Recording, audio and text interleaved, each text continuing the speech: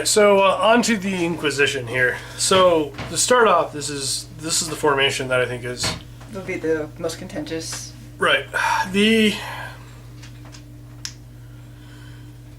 Inquisitors are supposed to be sort of a relatively, as much as anything can be, I guess. Really, it's supposed to be sort of rare, person essentially in the Imperium.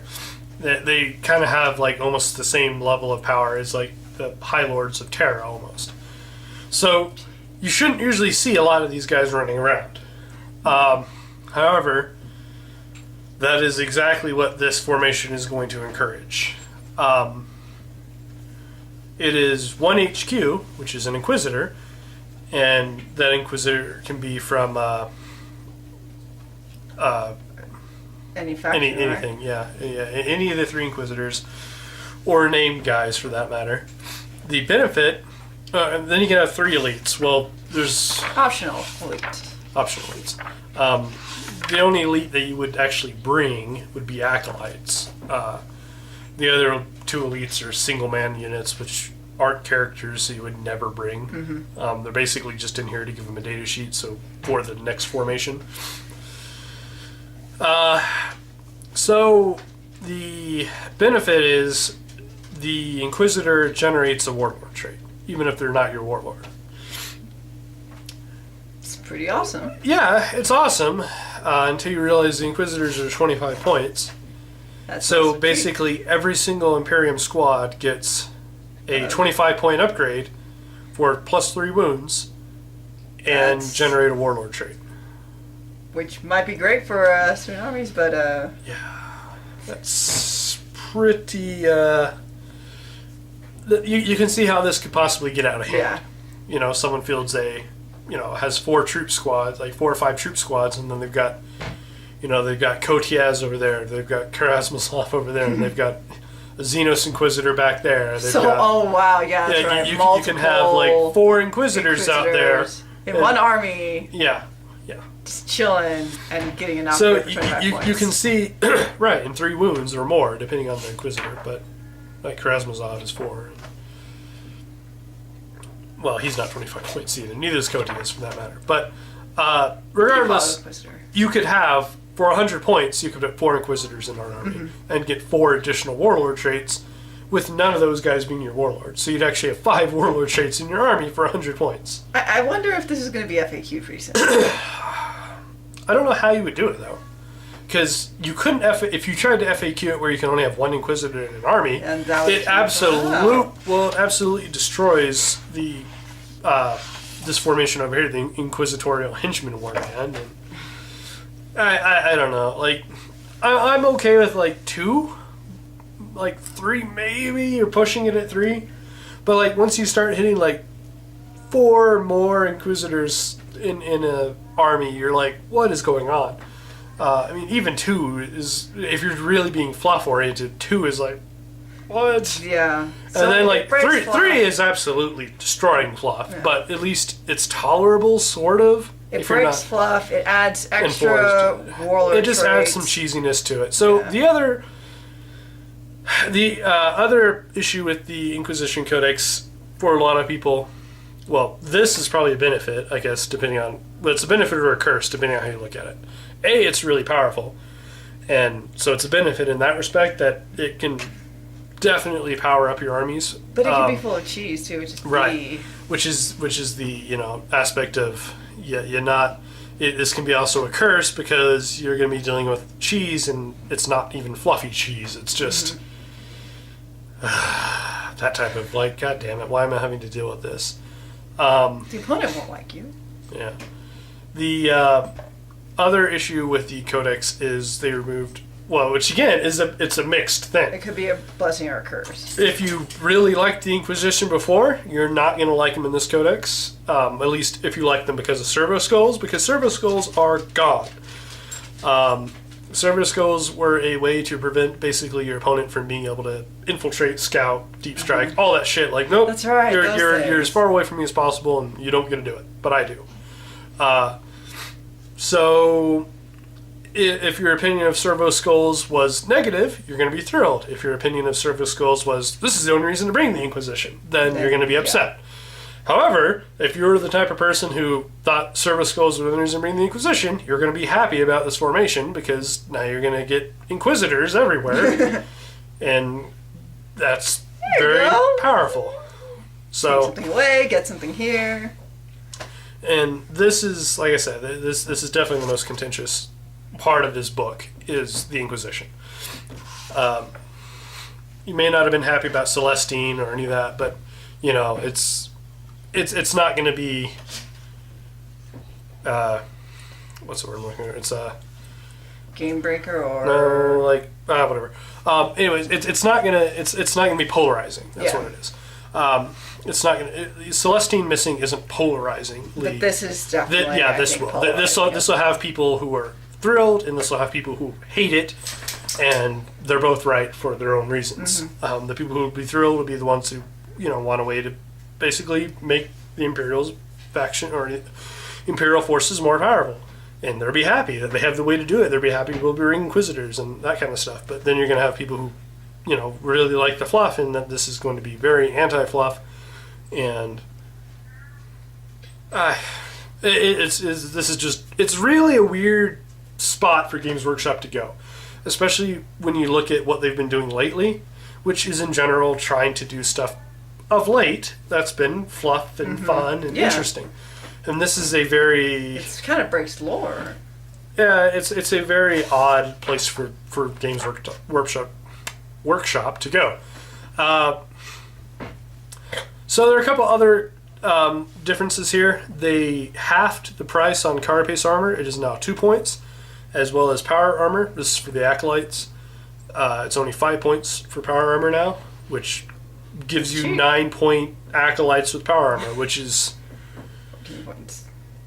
It's pretty dang reasonable if you're being honest about that.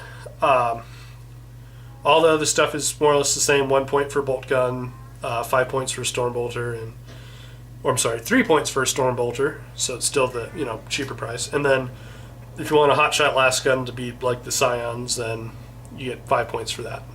So they've got a reasonable. They have a pretty reasonable assortment of stuff they can be equipped with. They also have plasma guns, flamers, melta-guns, all that stuff. You can bring a storm shield. I don't know why you would, but you can. Well, having with power armor and stuff. Yeah, but you wouldn't. I mean, your Acolytes are your only source of the special weapon, so. Okay. And the storm shield is going to count as a special weapon. So I see. Yeah, it'll limit them. Yeah, it would be really odd to bring that. Otherwise, you have all the same stuff. Cybolt ammo is still here. They did do something I'm not a fan of. So they're obviously trying to do something fluffy here by having the three Inquisitorial relics, but they kind of went lazy with this. Instead of each faction having kind of even if it was only 2 or 3 relics to choose from, because there's only 3 Inquisition relics to begin with. But instead of giving each of the 3 Inquisitors, some choices, they went the lazy way and just... It's dumb. Basically, they just limited each of the 3 relics to one of the 3 Inquisitors. Which is... It's bad. It was dumb. It's sort of fluffy, but it's lazy. Oh! Like, they should have...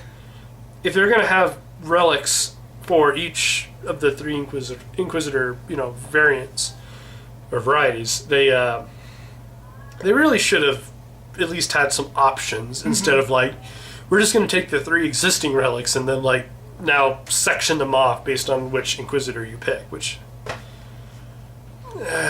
yeah, nah, I don't sort of fluffy, but also still not. Yeah, it's not helpful. There. It's just it's needlessly cutting up the faction, and I don't like that.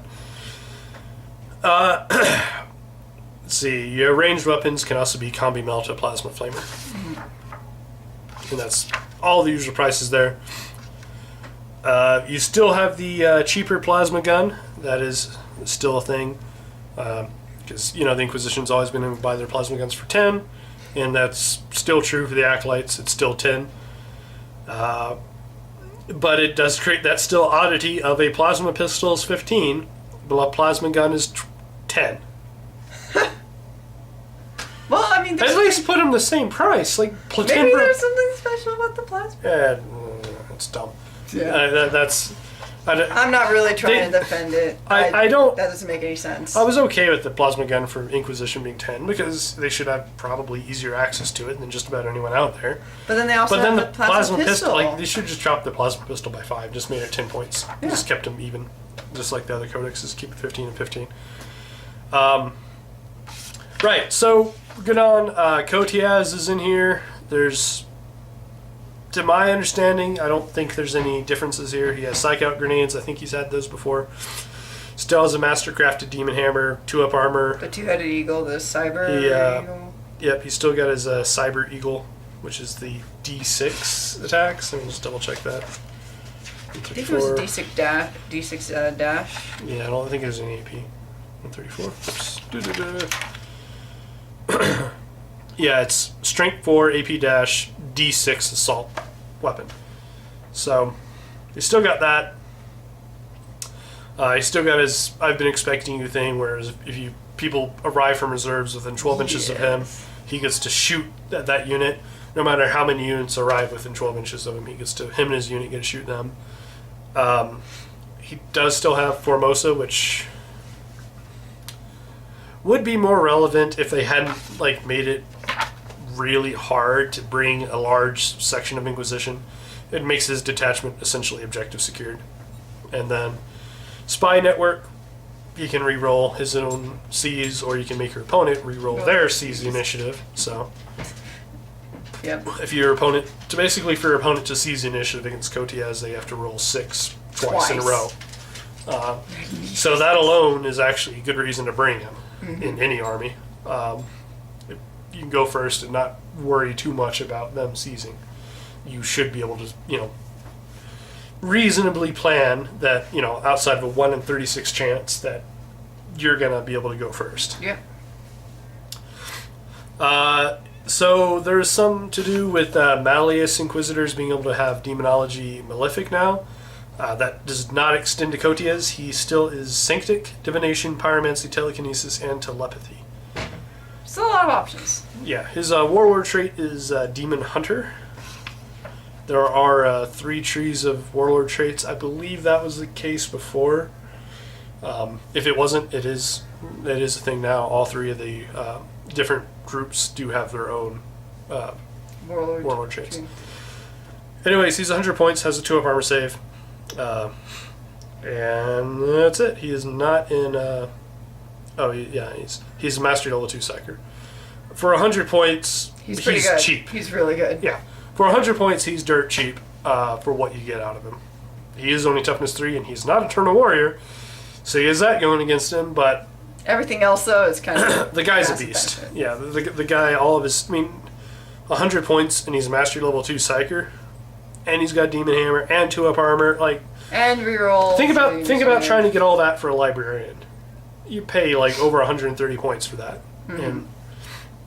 he's good. You have the option, take him. Yeah, Kotiaz is good, and he's still going to be a very central part of the Inquisition, especially since he's Malleus, and in my opinion, Malleus, as of this book, is probably the best one to bring. Inquisitor Karamazov, he's still got his Power Throne or whatever. He's got Mastercraft and Multi-Melta. Mastercraft, Power Sword, Frag Grenades. He's relentless. He's an independent character, so even though he's in this Dreadnought thing, he's Strength 5, Toughness 5. But you still attach him to units. The Strength and Toughness 5 is kind of pointless unless he's on his own, because the Imperium doesn't really have a lot of Toughness 5 stuff. I guess you can stick him in, a Space Marine biker squad, but then he's only moving 6, and the bike squad wants to move 12. And it's all... I don't know. He still has his weirdness where he can target his own squad and not scatter with an orbital strike. Just in case they're not doing a good job. It has its point. It has its reasons to use. If something gets stuck in melee that you don't want to be stuck in melee and it's dead anyways, you may as well take advantage of the fact that your opponent is stuck in combat with you and shoot that. and just annihilate them as well. But yeah, he's still his old self. There's nothing here. So now we have the Malleus Inquisitor. He is the only one of the three that can take Terminator armor. He starts with Bolt, Pistol, Chainsword, Frag Grenade, Crack, and Psych Outs. Independent character and Stubborn. This is universal across all the Inquisitors. He also has Sanctic, Malefic, Divination, Pyromancy, Telekinesis, and Telepathy. Of those, all of the Inquisitors get those except for Malefic. That is the only odd one out here. But all the Inquisitors get Demonology, Sanctic, Divination, Pyromancy, Telekinesis, and Telepathy. But Malleus is the only one that gets Malefic, in case you want to summon demons as the Imperium. Now you can do so. Which is a little... Yeah, it is what it is. He's able to do it. Why not? So he can replace any weapon with a Demon Blade, Hell Rifle, Incinerator, Nemesis Demon Hammer. He can take Cybolt Ammunition, and he still has his Brain Mines, which are basically your standard old thing that they've had, which is screw your special snowflake, he's going to stand there this turn, and I'm going to get to beat him up, basically. No. That's you basically don't want to fight the Malleus Inquisitor in a duel, because he's probably going to win, since you have a pretty high chance of just standing there and doing nothing while he gets to attack you. Terminator armor takes away all of that stuff. Well, it takes away all his basic war gear and gives him a Stormbolter and Nemesis Demon Hammer for 40 points. Let's face it, if you bring him, unless you're just bringing 25 points for 3 wounds and a Warlord trait, you're gonna be bringing Terminator armor, because you get weapons, you get 2 up armor save. Like, for 40 points, that's pretty good. Even then, he's only 65 points. Yeah. Like 65 points for 3 wounds and Terminator armor and Demon Hammer and Stormbolter. And apparently Psyker. Well, Psyker's 30 points. So yeah, I mean, as you can make any Inquisitor Psyker, it costs 30 points. They can only be Mastery Level 1, so no Mastery Level 2 Psykers, Inquisitors. If you do make an Inquisitor Psyker, they get a Force Weapon for free. So in other words, you get a Power Weapon for free, and it is Force too, so you can instant death people if you want to. So, yeah. Okay. Make him a... But, if you're going to be upgrading from Terminator armor, he's already got the Demon Hammer, so you don't really need to swap that out.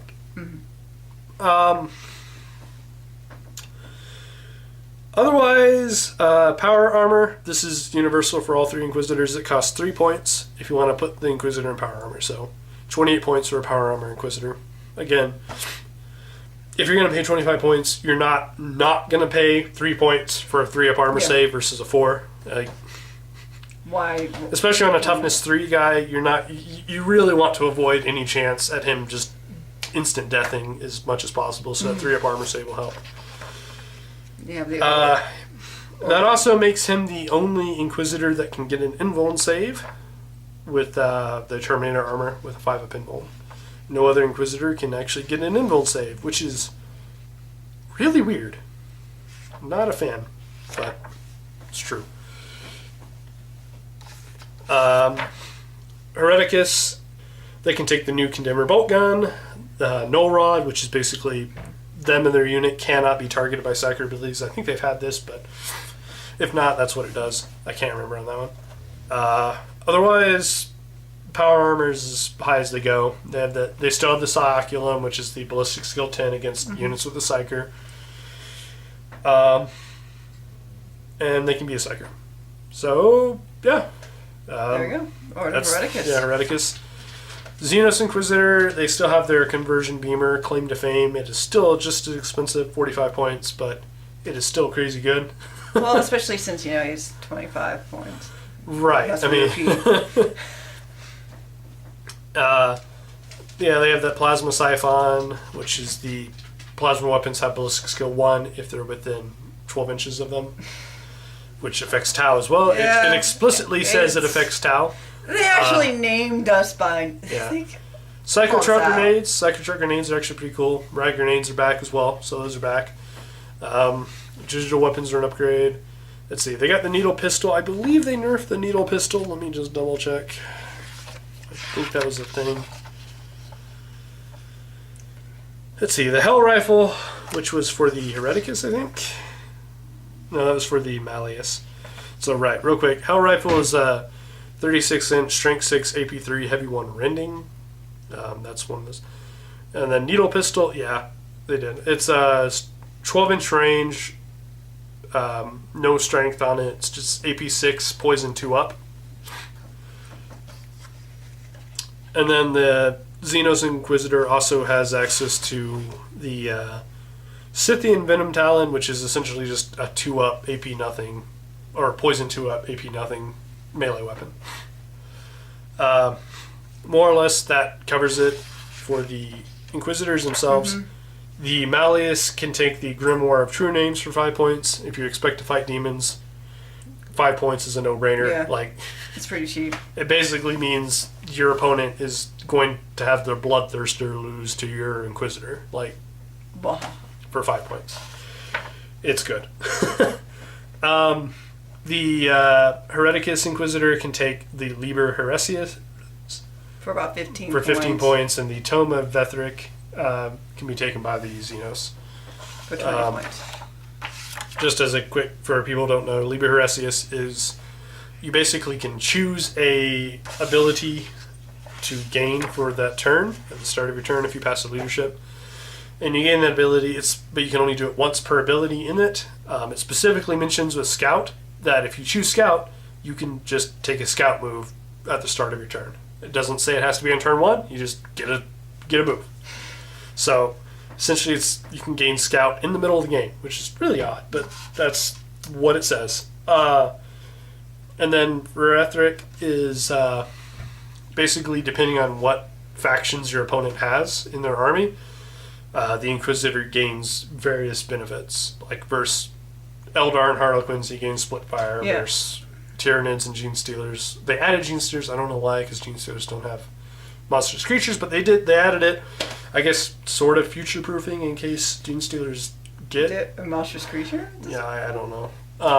But they get, what do the Tyranids and it's the Monster Hunter, I think. Monster Hunter. Yeah. Yeah, that makes sense. And then versus Necrons, it's... I'm trying to remember. Because that is kind of cool that depending on what army you're... Necrons is Tank Hunter, Tau is Fierce Charge, and Dark Eldar is Night Vision. So it's actually really good versus Dark Eldar, because generally your Dark Eldar person is going to have Night Fighting turn 1. So, And terrifying for Tal with Furious Charge. well, you got to get into melee still is the issue. But That's true. it would have been better something like counters Overwatch or something. Like when your Inquisitor charges, they can't Overwatch the Inquisitor. In any case, that's nothing new. That's old. Acolytes are back, 12 points for 3, so they're 4 points per model. I've already said the Carapace armor has been reduced to 2 points, and the power armor is reduced to 5, so you can get very cost-effective, cheap troops. Their stat lines are unchanged. They're still ballistic skill 3, so they're basically still shitty guardsmen. But hey, they're power armored shitty guardsmen now. So Extra protection? yeah, keep them alive a little longer. You can still upgrade one to a Mystic, which is essentially, it makes them a living homing beacon, basically. So you can, if you deep strike within 6 inches, then no scatter. Nice. So, that's good to know. useful. Now, this is where the Inquisition is going to get its transports, because the Acolytes can take as a dedicated transport Chimeras, which are actually in their codex, or in their section. Sororitas Rhino. So notice it says Sororitas Rhino, so that is the 6-up Invuln Rhino. It has also 5 more points, but still 6-up Invuln. It is a land. You can take a normal Land Raider, Crusader, or Redeemer, or a Valkyrie. So this is where you're actually going to get some amount of use out of the data sheet in here. Is if you've brought Acolytes and a Valkyrie, you don't have to actually go get another book. You can just be like, There. that's And that's exactly what you'll use that section for. probably, unless it gets FAQ. So that's actually going to be really a big deal right there, all that stuff for a formation coming up. The Demon Host is back. I don't think there's any changes here. He's a demon now, so there's that. So wouldn't they just change the name from Demon Host to just... No, he just has a special role demon. Okay. But that's the only thing I think they've changed for him. He's still pretty shitty, if we're being honest. Yeah, he's still kind of Jacaros are back. They're now just a single unit, however. They have all their normal... They have the same old stuff where they can modify, Yeah, they're they did alter the list slightly, so it's a little bit more clear. Where if you get a 6 or higher after, you can have multiple Jacaro, then you now always get the works. So if you bring 6 Jacaro, well, obviously you can't, but in the warband, which is a formation, if you bring 6, you get to essentially pick 2 modifications out of the 4 that are useful. So... Nice. Yeah, no, there's some good modifications. It's increase the max range on a gun by 12, increase armor by 1, so like a 3-up armor goes to a 2-up. The maximum save is still 2-up. Specifically says that, so there's no room for argument. Yep. You get the penetrating ammunition, which adds rending. Yep, you can get rending, and then you can also get all models get a 5-up inbuild save, which that's pretty awesome. Why not? Yeah. Next, we have a Chimera, 55 points, standard Chimera. There is only 1 fire point now. Yeah. There's 2 fire points, and let's see. Has Laskin raise now, which I think it didn't before. I don't remember. I'm not sure.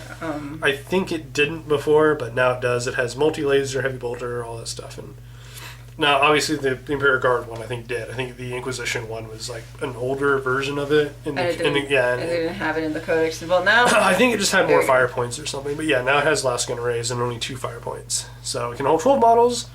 It is front armor 12, so take that for what you will. It's not the worst thing ever. But, I mean, it's cheaper. Well...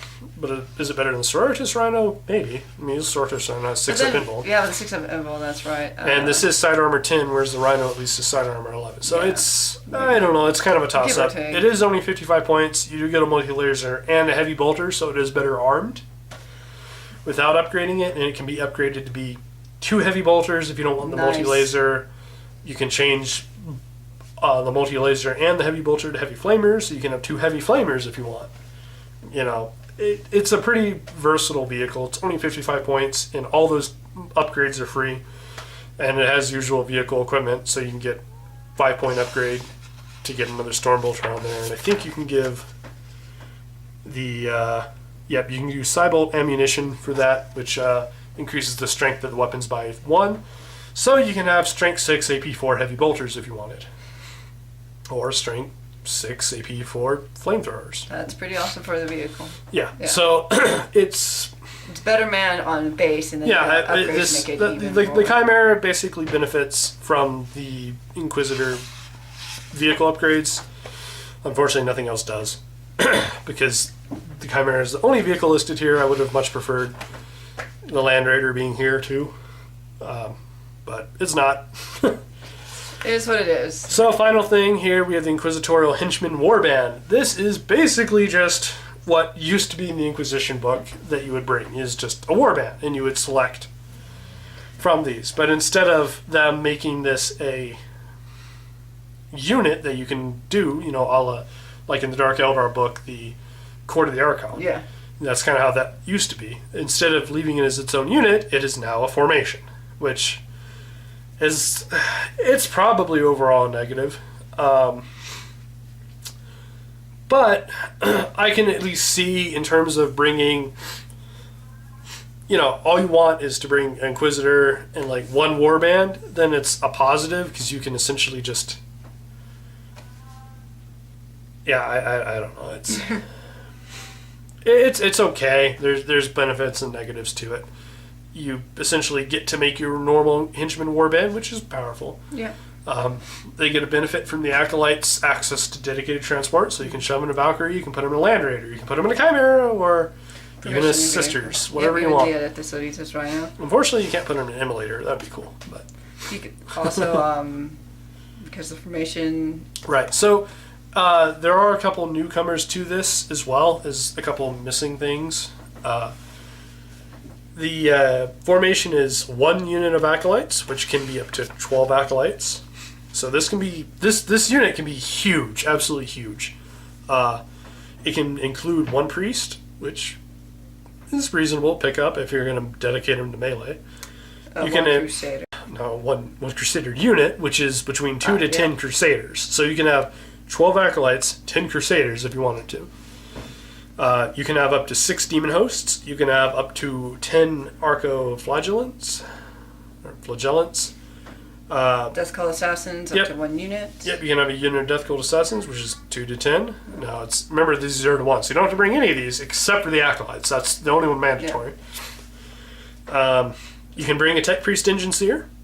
So, you basically, if you did that, you're bringing them for the Stealth Shrouded and for that close combat hits. Mm-hmm. Yeah, those for the Well, no, you're not, because you don't get Canicles in this. So... Oh, yeah, so that only basically, you're bringing him for a power axe, essentially, is what you're bringing him for at this point. No. Yeah, I mean, I guess, no, if you put him in a Land Raider, you can repair the Land Raider. That's true, but the cool thing about it was I guess that would be rules. I guess that would be the reason to bring an Engine Seer is they can repair the Land Raider you're riding in as you're moving it forward. Someone takes a wound off it, you can try to repair it. That's true. So, I don't know. For 40 points, that's a pretty big investment for him, but... you might find the use out of it. You can bring up to 6 Jacaro, and if you remember 6 guarantees, you can pick whichever 2 things you want. And you can bring in Astropath. That's neat. Yeah, I mean, you got Divination and Telepathy there, so... yeah, I mean, you're going to possibly get some use out of him. They used to have other Psychers available. The Astropath being here it's alright. I would have rather this be like 0 to 2 Astropaths instead of 1.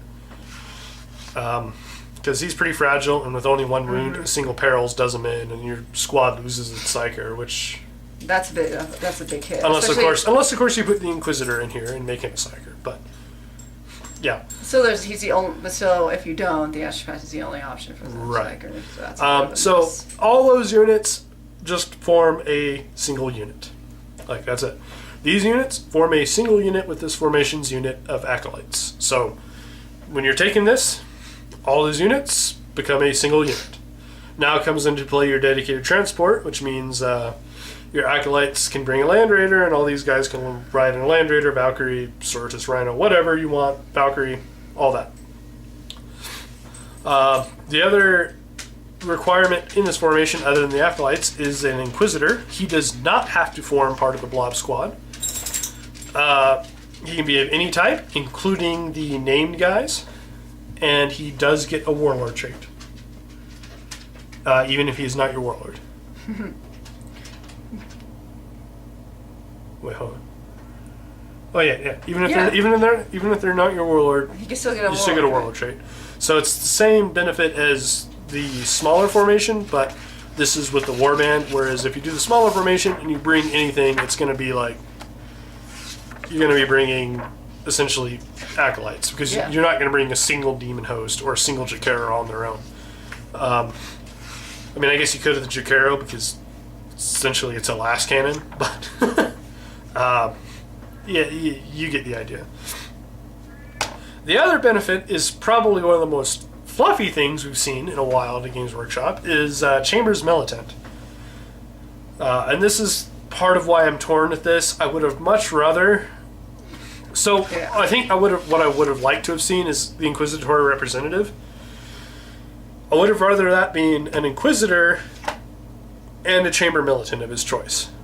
Like, that would have been a much better formation than an Inquisitor and 3 elite slots, which your only person who's going to fit into that's going to be your acolytes, which, whatever. It would have been a much better formation if it was like 1 HQ, 1 Chamber Militant, based on the Inquisitor you select. That would have been a much better formation, and that would have been a lot more fun. But instead, your Chamber Militants over here, you can still sort of do that. Basically, you can just bring 1 Inquisitor, bring, a squad of acolytes, and then you get your Chamber Militant. So you can still sort of do that. It's just you're being forced to bring the acolytes. more or less. If you don't want to make, like the big blob squad out of the rest of these guys. That's the only real choice, like right. you mentioned. The Chamber Militant is completely dependent on the Inquisitor you choose. If you choose Malleus or Kotiaz, it is Grey Knight. If you choose Hereticus or Karamazov, it is Sororitas Battle Sister Squad. And if you choose the... Alright, so Kotiaz, it's a Terminator Squad for the Grey Knights. Yeah. Battle Sister Squad for Hereticus. And for the Xenos Inquisitor, you get a unit of Deathwatch Vets.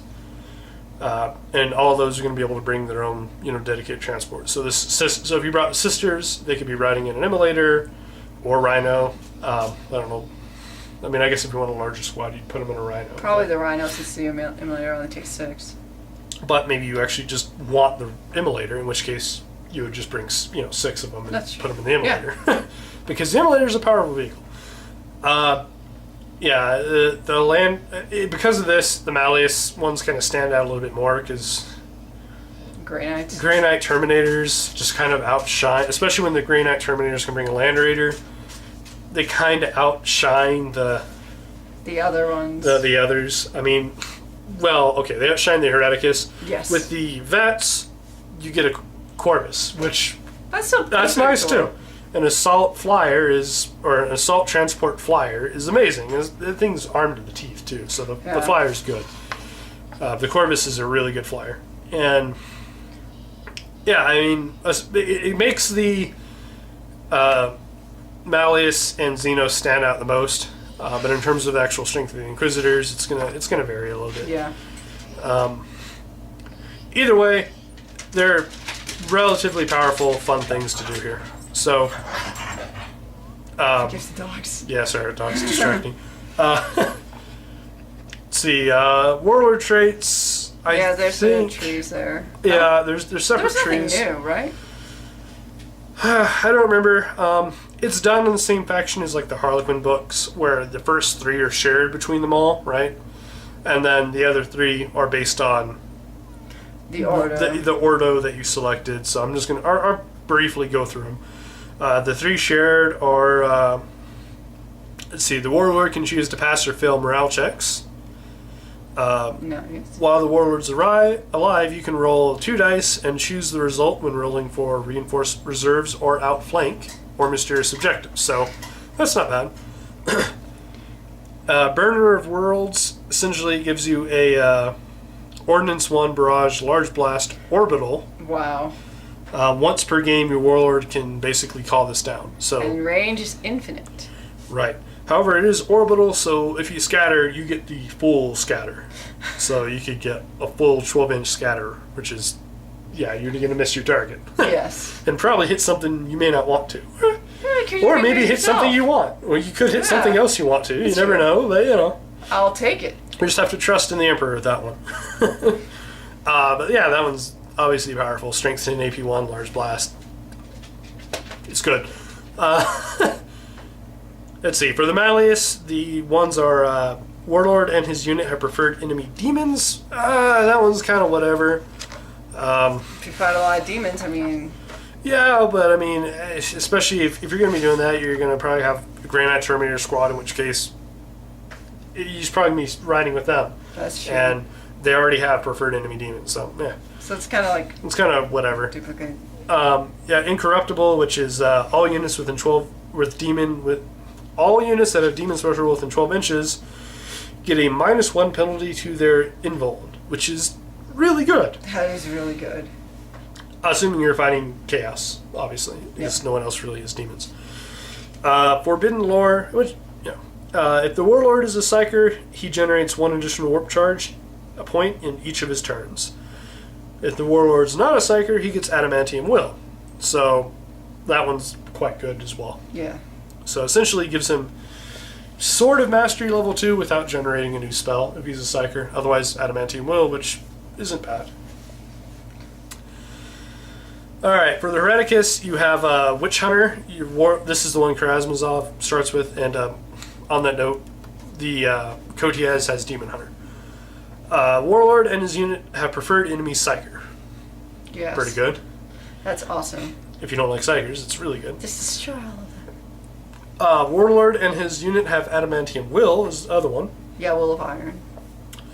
That one sort of falls in the Demon Hunter, since it's Hereticus. If she's going to be riding with sisters, they already have Adamantium Will.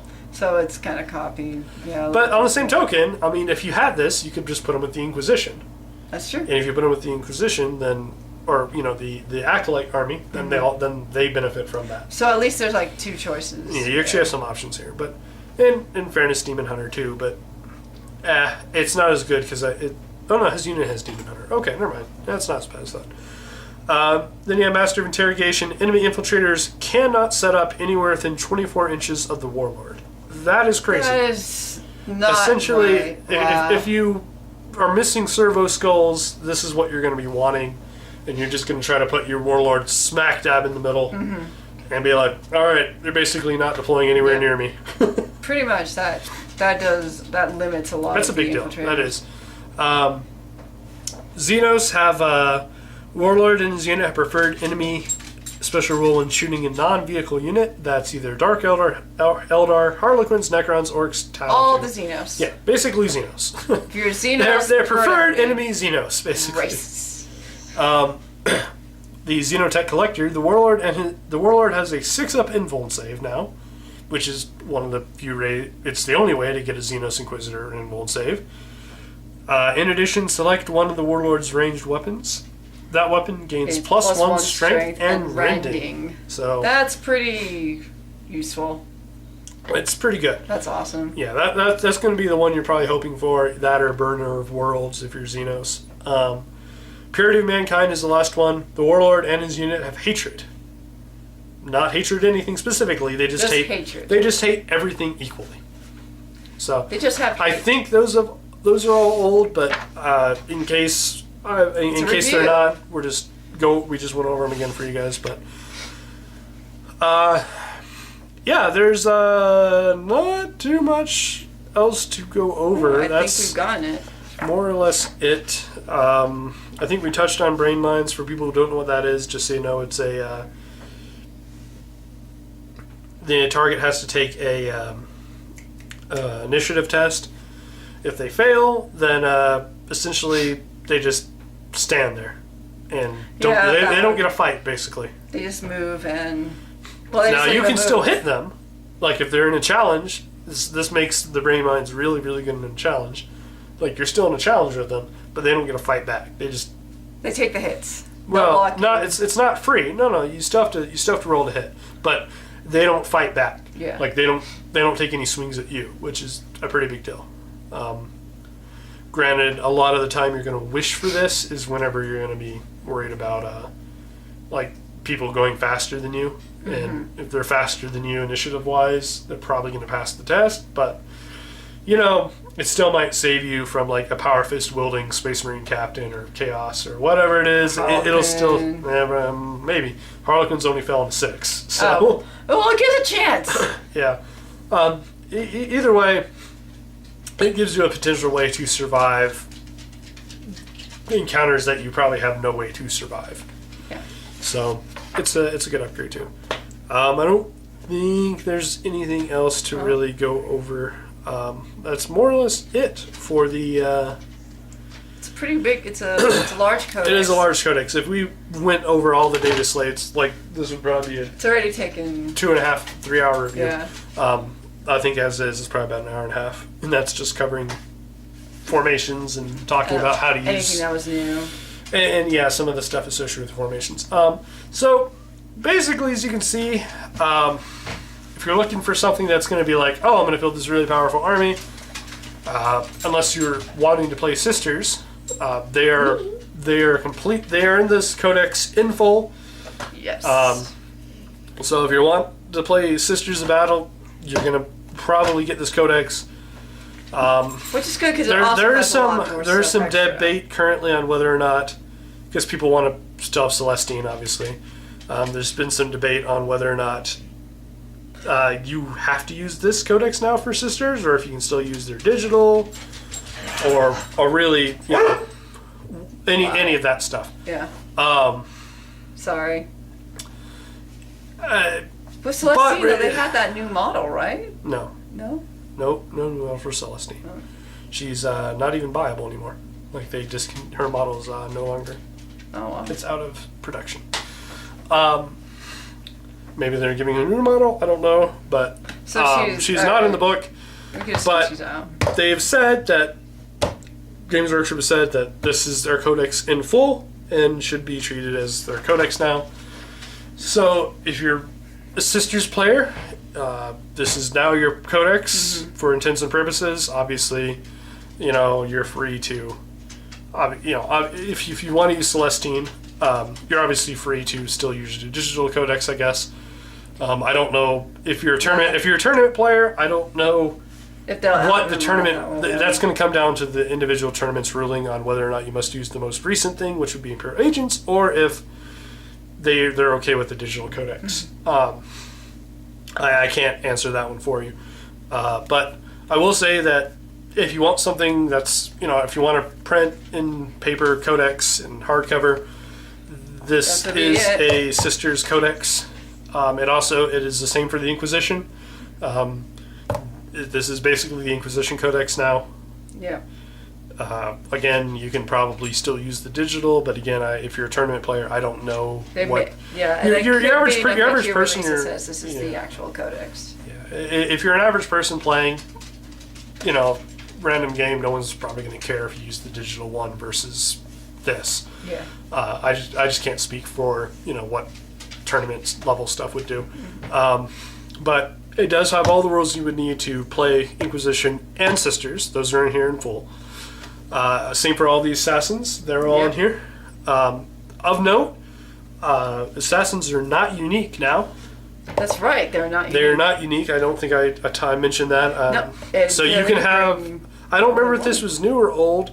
I didn't actually own, although I've been playing with the Assassins, I don't actually own the Assassin data sheets. I was just looking at a thing online, and the one I was looking at said unique. So I don't know if that was changed on the digital and I just was looking at an older version. But in this book, they are not considered unique. So you could have 3 Vindicators, 3 Eversors, whatever you want. Several Collexes. Yeah, if someone's building a lot of Psychers. There you go. If someone tries to play Grey Knights against you, just field like 5 Collexes, and you win. 140 times 5 isn't worth it. Yeah, they probably win too. Yeah. In any case, yeah, it's more or less a full codex for those 3 factions. The other factions in here, they have their own separate codices. So the other factions in here aren't really part of codices. Legion of the Damned, they're not. You can't really call them a codex. It's one unit. That's true. So they're in here in full. Grey Knights and Deathwatch do have their own codex still, and it's even said that this does not replace their codex, and that is the only one it says for. However, the Nemesis Strike Force formation is an interesting option for Grey Knights players. You can get that in there a lot cheaper, and you can get Dread Knights pretty easily, and Dread Knights are very powerful. And but yeah, it's a very limited version of their codex, and it's an extremely limited version of the Deathwatch codex. But I mean, Vets are the main power horse anyways on the for Deathwatch. So you get that and Corvus out of this. So yeah, I mean, it's not bad. Yeah. And kind of some of the rules that could go with it now include adding the Inquisition with those forces are useful. The Astra Telepathica is an interesting inclusion because now, like I said, you can try to get Psychers in multiple armies, as well as the Legion of the Damned. Yes. Most people I don't even think have ever even seen Legion of the Damned Codex. I would say the average person is like, what the hell is the Legion of the Damned? Well, yeah, they're in here, and you might start seeing them more often now because they're pretty powerful, and now people will have a lot easier access to them now that instead of like having to spend $10 for this random single squad digital codex, you can get it as part of a major. Yeah, and that's kind of one of the benefits of this book is a lot of the stuff that was kind of split out among things is no longer. Let's see, the Valkyrie, the aeronautical is awful. That's the one where that's the big the big fail here in this book. I mean, you can argue there's contention with that last. It could be FAQ'd, right? With it, but that. But this is a straight up fail. Like, it does not do, based on the Games Workshop own ruling, it does not do, or isn't allowed to do, what it is obviously intended to do. So I mean, when was that ruling done? When was the FAQ? I mean, it's old. Like this is from a previous draft that was like, I want to say back in March almost. So it's back when we first started playing. So it's part of the FAQ back in March. But it wasn't official, and they actually like took it back for to mess with and like fix up so that it yeah. Like, they changed certain things. I think initially they ruled that if a transport jinked, the passengers inside jinked, or they, had to roll, or snap shoot. They changed that one, thank God, because that would have destroyed the Dark Eldar faction. Like, Dark Eldar would be worthless. But they did change that, but they didn't change the starting a dedicated transport, or they didn't change the start in a Battle Brother transport. Yeah. And then we have the faction here, which makes them a contradiction. It makes them their own faction, and it's a transport. So you can't do what the formation is supposed to do. It is awful. I mean, you can hope that they FAQ something, but I mean, there's no like guarantee that that's going to happen. Yeah. So I mean, if they do fix it and they FAQ it, good, because it's usable at that point, and at that point it's even not bad. It's actually a pretty good thing. But being able to, add Valkyries at will to other armies is pretty awesome. That is pretty awesome. Until it doesn't function currently. Yeah. It does not function. Until then, you can't really use it. What you can use it is if you're interested in Valkyrie. You can agree. You can also agree with your opponent that obviously rules as intended. I should be able to do this. Because the intent for this formation is so clear. Yeah. If they wanted this to just be an Air Force, they wouldn't have put the damn Valkyrie. They would have used the Vendetta or something, like an actual fighter, not the Valkyrie. So clearly the intent was for other factions to be able to have the Valkyrie. But it is what it is. That's... The Telepathica, like I said, is nice. It's ways to get cheap psychers and warp charges across the Imperium. And in general, the Imperium can struggle a lot, especially compared to other psycher-heavy armies. But, yeah. And the Mechanicus, basically, if you're fielding Skitarii, it's good. Otherwise, it's okay. It gives you servitors. Right, and I mean, I don't know. If you're going to go vehicle heavy and you want a way to repair, the Engine Seer is about the only way you can do that in a lot of armies. Like, most armies don't have a way to repair, so the Engine Seer at least gives you a way to repair your vehicles. Mm-hmm. But yeah, I don't think there's too much more to add. No. Overall, I think it's a good codex. If I had to give it a rating, I'd say it's maybe 6.5 to 7 out of 10. I give it a 7 out of 10. I think I agree that it's you like codex. the sisters, right? I want the sisters, so that gives it the extra half point for me. But I also will say that there's some holes in this codex, and there's also some oddities like multiple bunches of Inquisitors. The multiple Inquisitors is iffy. Either way, the waste of pages is. The priests are pretty solid too. That's a good change for a lot of armies. Anyways, that's going to do it for us, though, guys. As always, thank you so much for watching. If you guys enjoy these, please do like and or subscribe. Like I said before, we're going to be back a lot more often now, especially after the start of the new year. You're going to see us go back to our old, pattern. But until next time, guys, take care. Have a good night.